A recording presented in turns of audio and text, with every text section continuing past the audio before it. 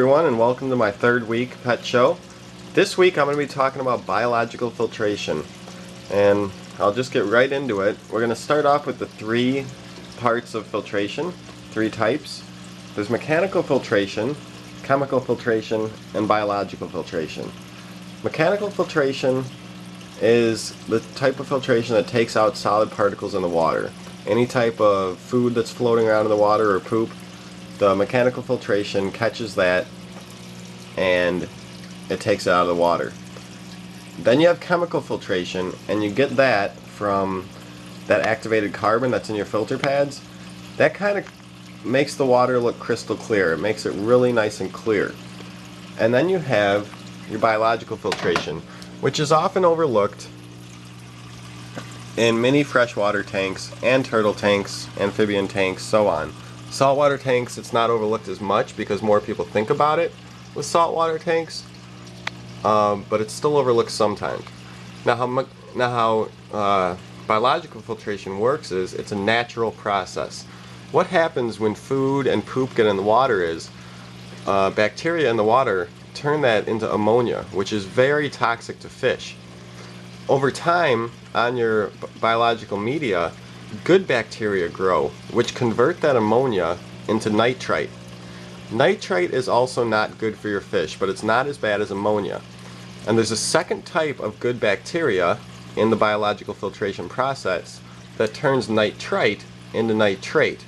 Nitrate is almost barely harmful to fish. In very, very high amounts it can be slightly harmful, and it causes excess algae growth in your tank, but the process of it turns ammonia eventually into nitrate. And that's what your biological filtration does, and you need the good bacteria to do that. So the problem is, many people use filters like this hang-on back filter here that you see. The problem with these types of filters is, at the end of the week or the end of the month, you take off the top, you take out your filter pad, and you put in a new one. The thing is, biological bacteria that works for biological filtration takes a couple weeks at least to start building and growing up. And it grows on things like your filter pad and other types of biological media.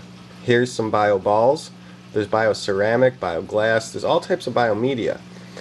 And these would be in a canister filter or in a sump tank.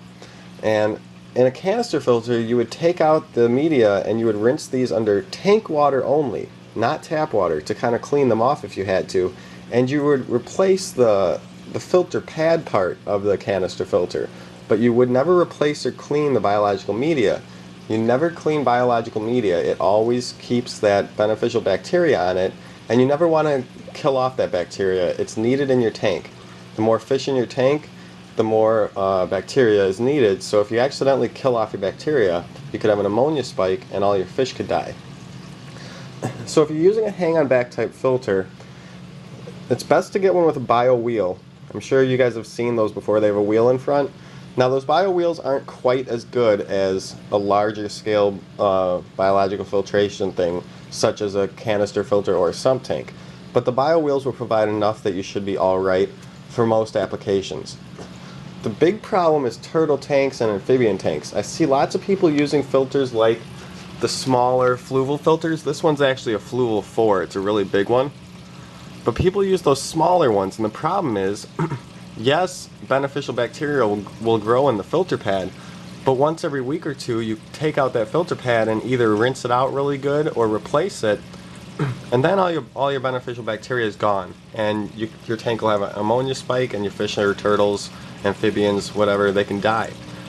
So if you do have just a fluval in your tank, really the best way to clean it is take out a couple cups of tank water and then strain out that filter in the tank water. Never clean it in tap water.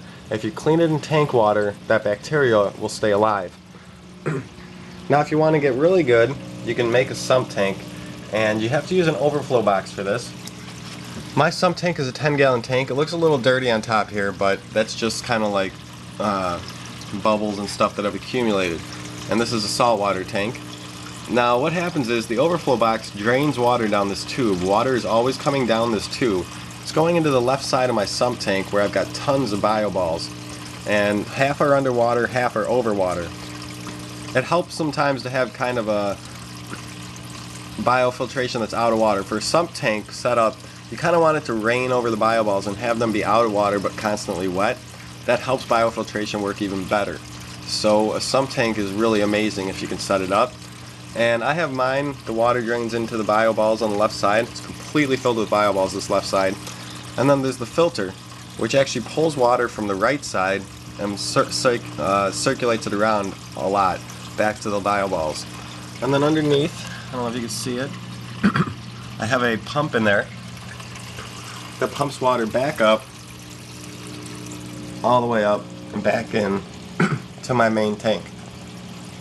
Now this is an extreme setup that most people don't do unless they're into saltwater tanks, but something like this keeps your bacteria levels, your good bacteria levels, so high that ammonia's never been in my tank, never been a problem, and neither is nitrate. For testing your levels, you're going to want to use, now lots of people say these paper test strips aren't so good, you should get the liquid testing, it's a lot more accurate. That's true, they are more accurate, the liquid testing kits. But for quick testing, just to know that you're in a safe level, you can get these quick test dip strips. And these particular ones are good for fresh or salt water. And all you do is take out one of these strips, dip it into your tank water,